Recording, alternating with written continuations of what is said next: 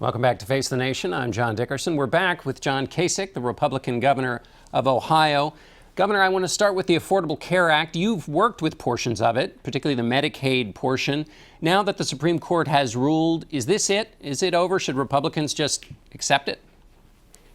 No, I don't think so, John. I mean, the problem with Obamacare is it drives up insurance costs. It is messed with our insurance bans out here. That doesn't make any sense, and it's a top-down and doesn't control costs. So there are alternatives to Obamacare. We're driving one here in Ohio called Quality Health Care, where we incentivize both the early physicians with the insurance companies and the providers to practice quality medicine so that you don't have to have 10 tests when you only need 2. With incentives built in the system to keep us healthy and also control the cost of health care. In regard to Medicaid, I think there we ought to be block granting money back to the states so states can be empowered to treat the poor. And we're going to ask for some waivers in that program. But what was most important there is I brought Ohio money back to treat the mentally ill, the drug addicted, and to help the working poor. So they're not in the emergency rooms, and so our mentally ill and drug addicted are not in prison. That's not only a question of arithmetic, but it's also a question of morality, and so that's working pretty well. By the way, we will have a balanced budget. We're going to have a structural balance. We have a $2 billion in our surplus, and we've cut taxes by $5 billion, the most in the country, with strong credit.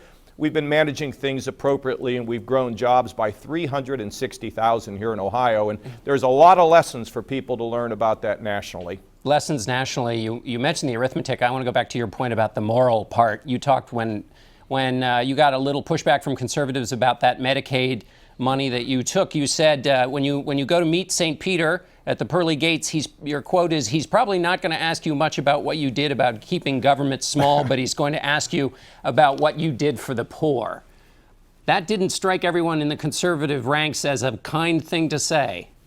I get it, John. Look, first of all, you have to have economic growth because that's the most important thing for our country, for the world for that matter, because it takes people out of poverty and gives them an opportunity to live their God-given purpose. But I have to tell you, as a big fan of that handbook that the Lord's handed us, the Old and New Testament, there's a lot in there, John, about our need to take care of the widowed, the poor, the disadvantaged, and I feel very good about it. And at the end of the day, all these people are giving a lift and an opportunity. That's one thing we need in a country, John, is, we talk about a lot of issues that divide us, but there are many things that should unite us, and that's what America needs. We need to be united.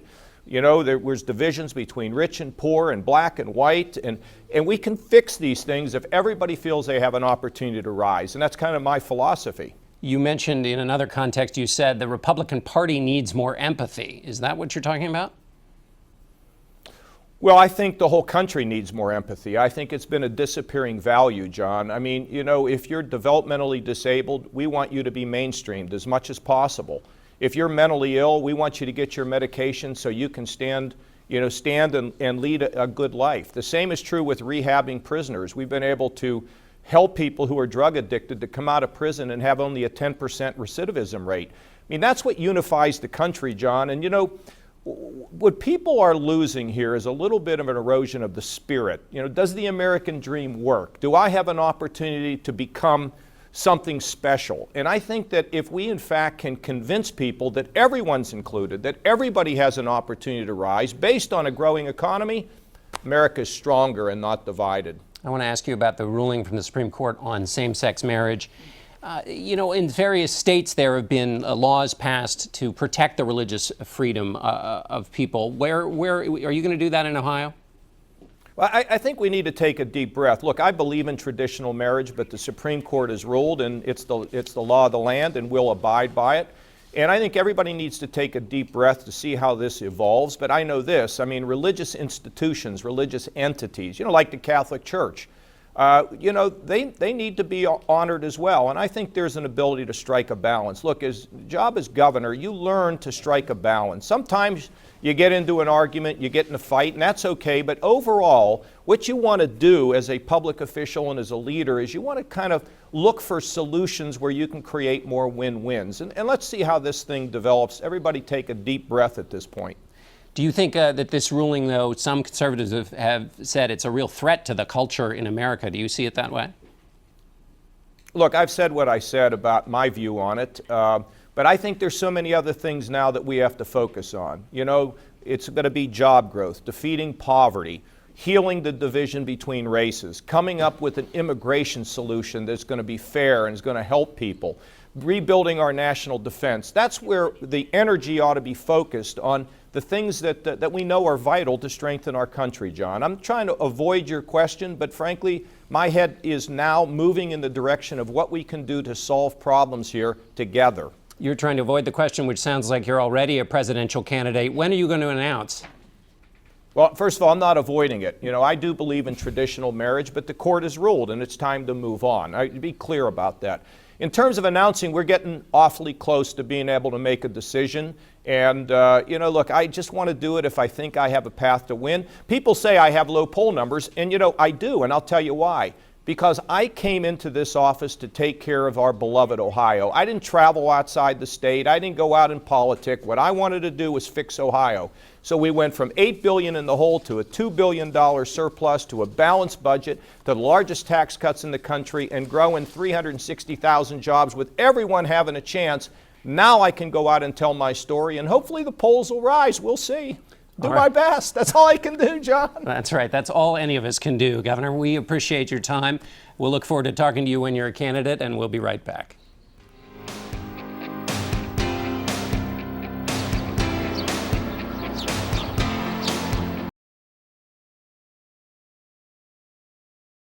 And to talk about all of the week's news, our panel, Peggy Noonan is a Wall Street Journal columnist and a CBS News contributor. David Ignatius is a columnist for The Washington Post. April Ryan is the Washington Bureau Chief for National Urban Radio. And we welcome to the broadcast Executive Editor of National Review, Reihan Salam and Peggy. Well, Reihan, I'll start with you. So we've had the same-sex marriage decision. Is there anything Republicans can do about this?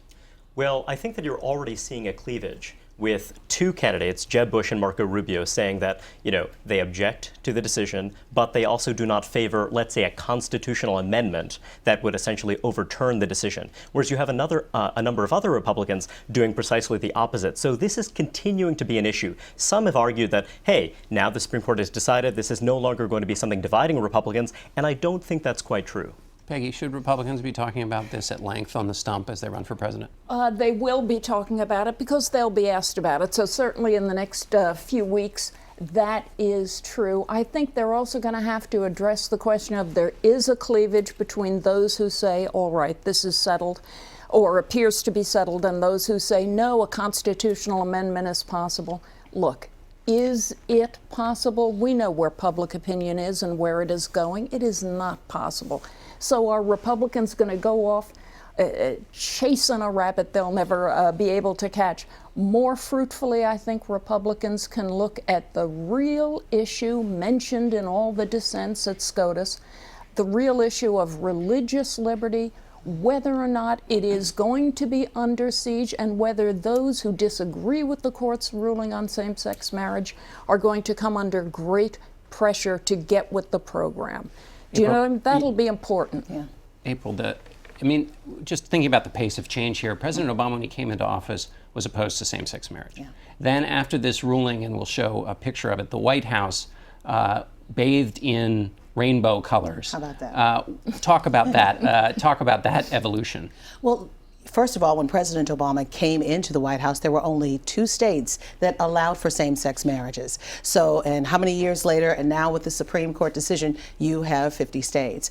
But, and I want to take you to Friday. President Obama was writing his eulogy Friday morning when he received a call. And the person who called him said, there is a decision from the Supreme Court. And he said, well, what's the number? And they said 5-4. And they played with him. He didn't know which side, and he said, well, who won? And he said, this has been a good week when he found out. So they embraced it. This is a president who said, I believe, that I have to be a president for all America. You know, he's the one who really, a couple of years ago, about 2 years ago, really started the ball rolling even more. So this White House is embracing that, particularly the first African-American president. You know, we were a nation at one time who did not allow for couples of different races to be married. So we are moving, and this White House is embracing it. So in the executive branch, they're teasing the president on the telephone. David, I want to talk about the judicial branch. I mean, the dissents in the same-sex marriage case, Justice Scalia said that I would hide my head in a bag if he had written the opinion supporting this. Real cleavage on the Supreme Court. There are sharp divisions. They were clear on both the equality of marriage issue and on the Affordable Care Act. In that dissent, Justice Scalia called the majority opinion pure applesauce and uses the phrase jiggery pokery. We're still not sure what that means. Yeah, right. I think it's a children's game. At the same time that this is obviously a divided court, it has a Chief Justice in John Roberts, who we are seeing, we saw clearly this week, is trying to steer a middle course. He was referred to by my colleague Ruth Marcus in a column this morning as our national umpire. And it's clear that he does see a role in leading the court, finding a center line, being true to his principles, but still thinking about the court as an institution that shapes the country. And clearly, on these two decisions, you could feel America turn a little bit on its axis. It'll be a different country for these decisions. And you have a Chief Justice who obviously wants to make sure that that doesn't do damage to the way the country works. Peggy, conservatives think Roberts has left them, abandoned them. He was supposed to be one of them. Well, if you read his dissent in the same-sex marriage case, boy, was that a conservative dissent. I have never seen dissents in my lifetime as sharp and in a way as accusatory and full of warning as those dissents were. These were justices of the U.S. Supreme Court saying to other justices, you are essentially usurping democracy. You're acting as legislators, not as judges, and you're a bunch of elitists from the edges of America. You all went to Yale and Harvard. You know nothing about America. There isn't a single evangelical on this court. Whoa, that is sharp stuff. Two things I'll note, though, about Chief Justice Roberts. The first is that in the healthcare decision, it's worth noting that though conservatives were very disappointed in the decision, he also introduced an interesting possibility. He did not say we are deferring to the executive branch on what the Affordable Care Act means. Rather, he said, we look to the purpose of the law, we look to the intentions behind the law, and this is what the law means. That introduces a fascinating possibility that conservatives will be able to challenge a wide range of regulatory decisions by executive branch agencies, where there's a tension between what an administrative agency has said and the intention of the law. That is going to be a very powerful weapon, potentially, for people who want to restrain government in the future. On same-sex marriage, we're going to see litigation for many, many years, particularly when it comes to the religious community and the religious right. Because, I mean, you still have that issue. If I believe in my faith that says there's Adam and Eve, not Adam and Steve, and if I am a cake baker and I don't want to bake a cake for your wedding ceremony, if I have any part in the ceremony that you want to pay me to do something for, that is going to go into litigation. And the problem is that we as a nation, we have moved forward. I mean, I remember, during the Bush years, the time that President Bush tried to run for office, and one of the reasons why he received a large number of the black vote then, 11% versus 9% the first time, he said, he basically put Jesus and God on the ballot, same-sex marriage. So we've come a long way as a nation. We're more majority now believing that there should be same-sex marriage, but you still have that minority in the church that, we're not going to do this. Rayhan, I want to switch to the Affordable Care Act quickly. I talked to Paul Ryan and said, one of the things people have said is there really wasn't a Republican alternative. What do you think about that? A Republican alternative to Obamacare. Did they have one ready to go if the Supreme Court had gone the other way? This is a real struggle because this is a case that Republican lawmakers saw coming down the pike a long way off. Paul Ryan was trying to build a coalition, as he did on Medicare reform earlier. He has managed to wrangle Republicans together on many different issues, but this is one where he's been working for years. Since 2009, he has had his own vision for an alternative to Obamacare, and yet he has failed to build that consensus because you still have some people who believe that, look, you can only beat Obamacare, you can only replace it if you have another plan for access to coverage. And there are others who are saying, no, we can go back to the status quo, and even if it means that many people are going to lose their coverage, that's okay. We need to stand up for principle. And I think that Ryan is in a very tough position, and he needs more allies if he's going to advance that vision. But he failed to do that this time around, and it was very consequential. Peggy, I want to switch here now to you on the question of presidential temperament. So the president had a lot of things happen this week. He was in the Rose Garden twice. He gave a powerful eulogy at the end of the week. But he was also on a podcast, which is new for presidents. And he said on the podcast... In a garage. Yeah, that's right. We've gone from the fireside to the podcast. He said in the podcast, I know what I'm doing, and I'm fearless. I've screwed up. I've been in the barrel tumbling down Niagara Falls, and I've emerged, and I've lived. And that's such a liberating feeling. You know what? I think what he said is true of him. I think he's 6.5 years into a rock'em sock'em presidency.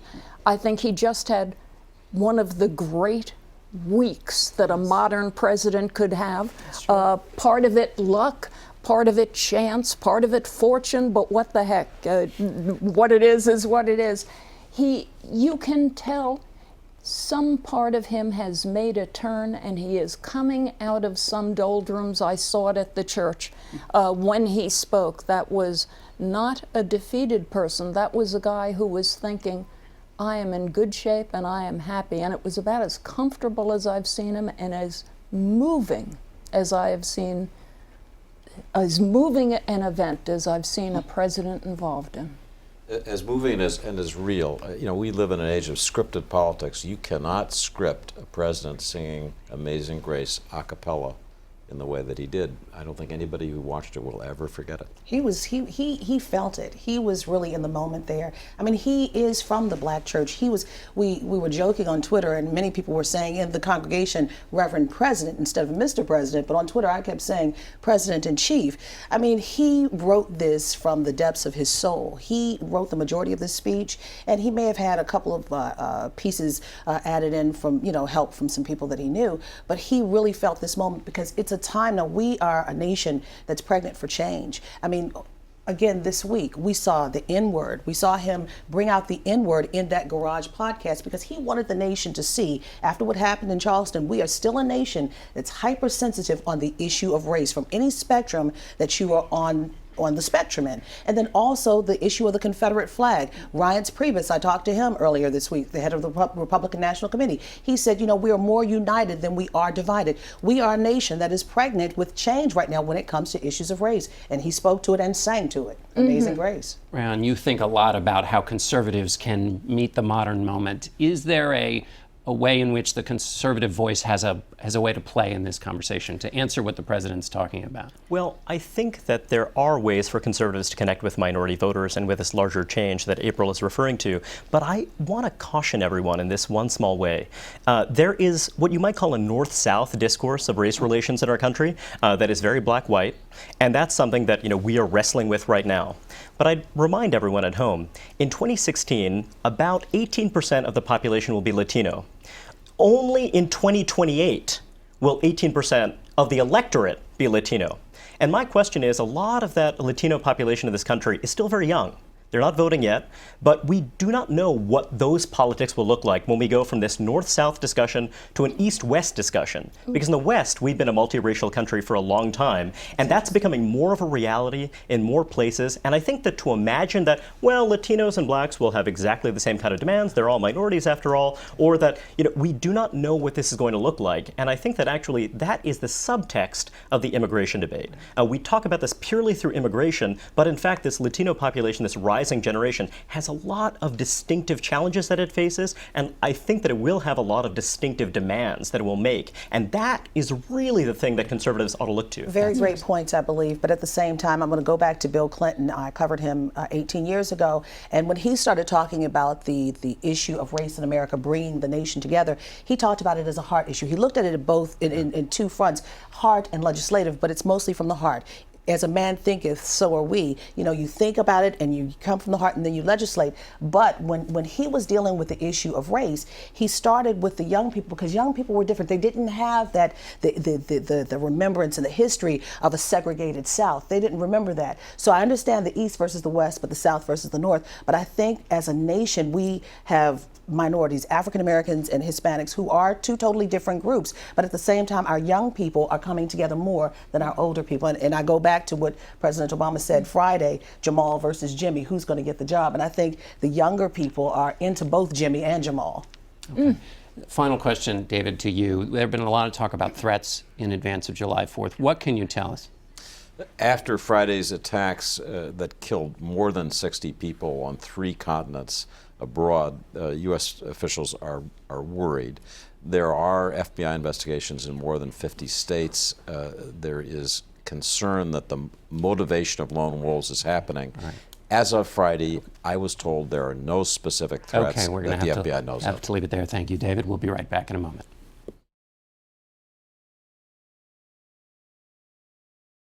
When President Obama traveled to Charleston Friday, it was the 19th funeral or memorial service he's attended as president. But there was something different about this one. His eulogy for the Reverend Clemente Pinckney was not just a remembrance, it was a sermon about the power of grace. According to the Christian tradition, grace is not earned.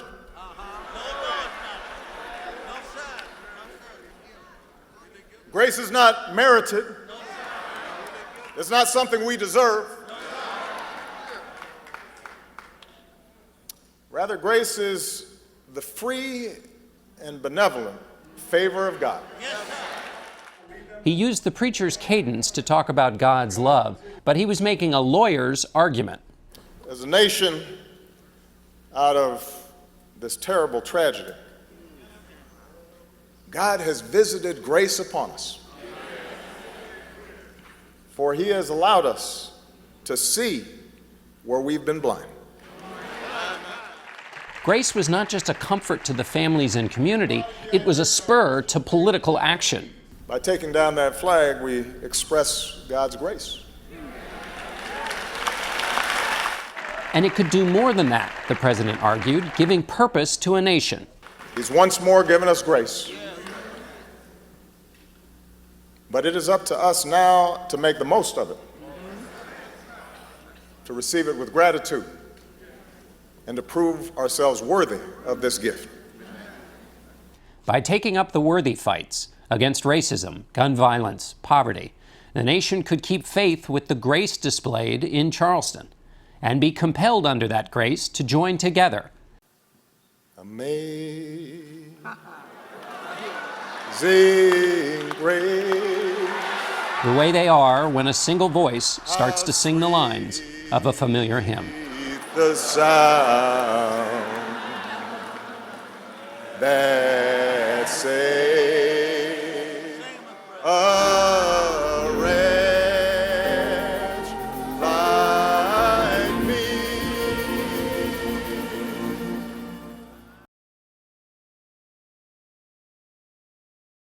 That's it for us today. Until next week, for Face the Nation, I'm John Dickerson.